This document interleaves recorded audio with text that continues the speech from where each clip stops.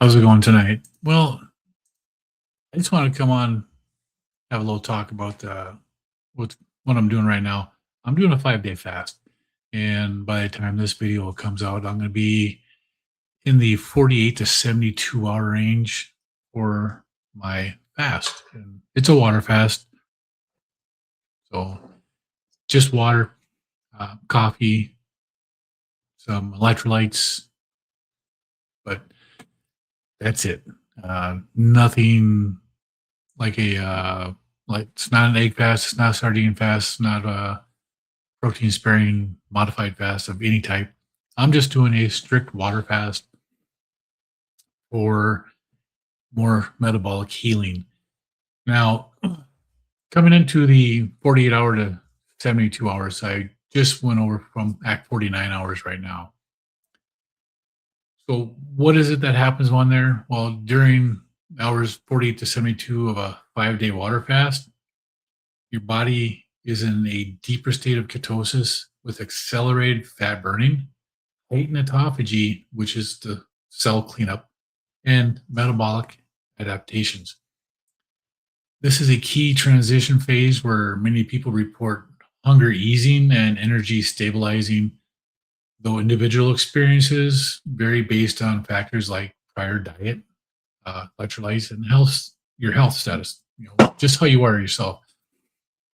If you're somebody like me that eats a keto diet, well, I am on a carnivore diet, which is a ketogenic diet. I get into ketosis a lot faster than somebody that is burning a high carb diet. At least I think I do. That's what I've read so far, but I register ketones all the time whenever I test. So, depending upon where you're looking, I myself strongly believe that as long as you're registering a ketone, you're in some state of ketosis. Not everybody registers ketones all the time. So there is a zero on there for a reason. And some people just,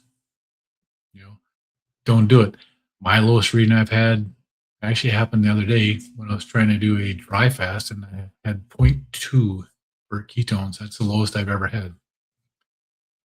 But at this 48 to 72 hour phase of a water fast, you have the metabolic shift with your ketosis. By 48 hours, your liver glycogen stores are largely depleted. Your body relies primarily on fat for fuel at this point, breaking down fatty acids into ketone bodies like beta hydroxybutyrate in the liver. These ketones serve as a efficient fuel source, energy source for the brain, for the heart, your muscles. Your brain and your heart prefer ketones from the research that I've done. When you're in ketosis, ketones don't have to use insulin to cross the blood-brain barrier, which glucose does. They can't cross on their own. Ketones can. Ketones are a primary fuel source. Your body will use up the glycogen that it has stored first to get rid of it because it's an inefficient fuel and it doesn't want it around. Some parts of the body do require glucose, and for those parts, your liver does make glucose. It's something that does happen. And the ketones, they serve as your primary fuel when you're fasting. Fat oxidation peaks and continues rising with the body conserving glucose and protein more effectively. So your body does, the glucose that it does make will be stored and used for the parts of the body that require it. There are some parts of the brain that do require glucose. So you will have some of that. But your insulin levels will drop and they'll remain low, promoting fat release It also improves your insulin sensitivity. So when you do go back to eating, if you are on a carb-based diet, your insulin sensitivity is improved. This metabolic switch is well established by this point, meaning 48 hours, 72 hours into your fast, leading to a steady fat loss beyond the initial water loss. Now, my first 24 hours in this, I lost 6 pounds. Most of it, if not all of it, was water loss. I don't count that as weight loss because if I break my fast right now, tomorrow I'm going to weigh the same. It's not going to make a difference. At this point, autophagy and cellular repair are ramping up.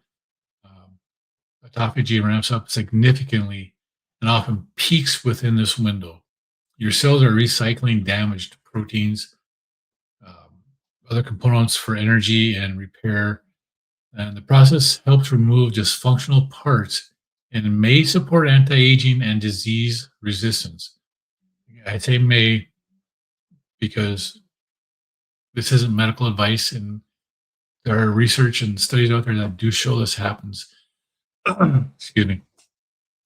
Human growth hormone secretion increases, and this is this aids in fat metabolism, muscle preservation, and tissue repair.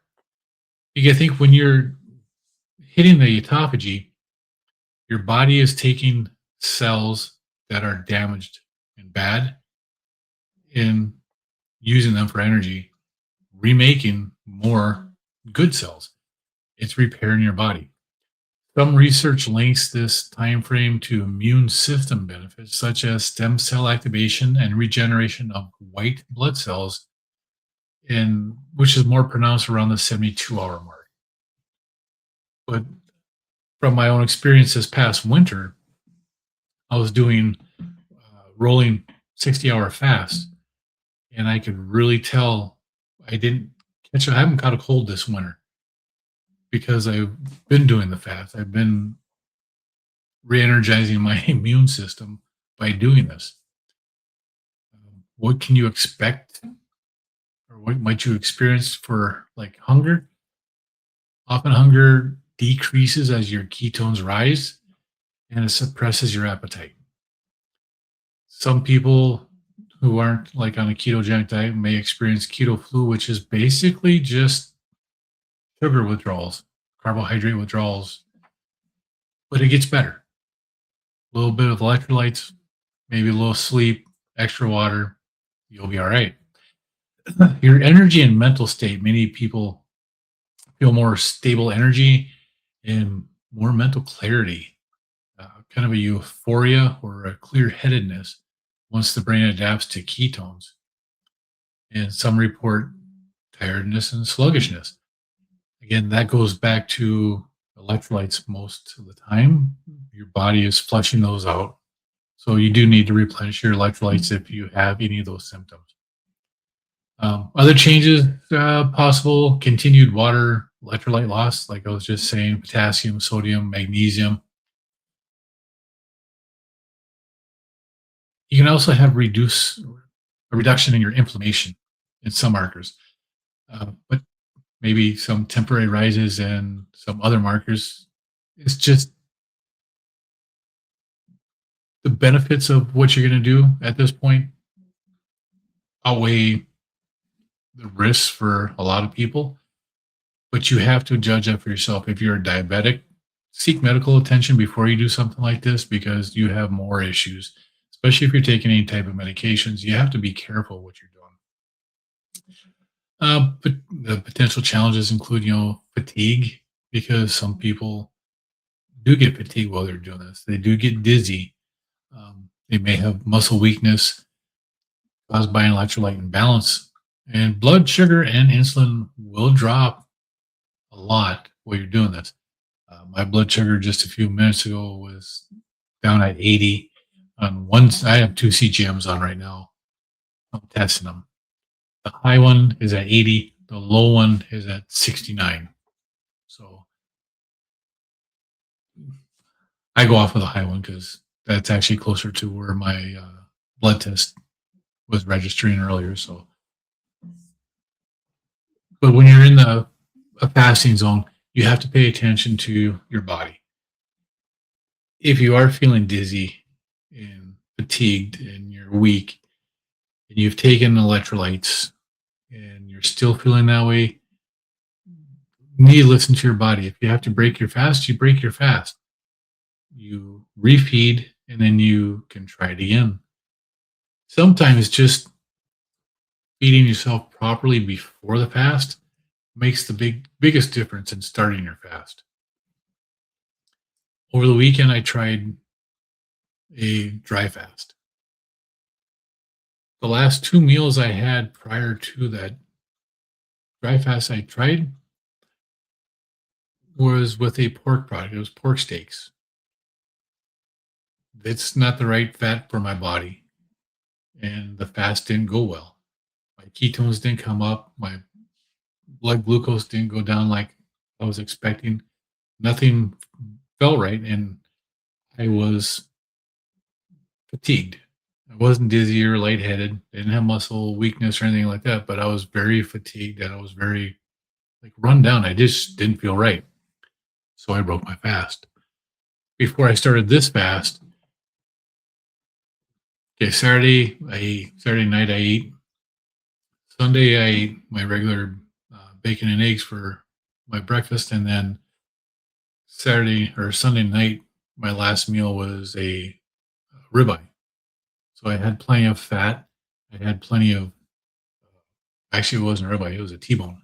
Sorry, it was a delicious T-bone too.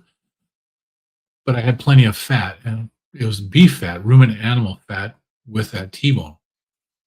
I cooked it in tallow to begin with, and then I didn't cut off any of the fat on it. I ate all the fat. And when I started this fast, I didn't have any hunger issues. I had a little bit of hunger like 1, 2 o'clock in the afternoon, and that faded quickly. And I haven't had any hunger signals since then. So this fast has been very easy to do so far. So let me know how you do when you fast. Do you try to eat a specific meal before you fast to help get into ketosis faster? Or do you just eat whatever? Or do you even think about your meal before fasting? Let me know in the comments. I'd be interested in hear what anybody else is doing for their fasting. Thanks.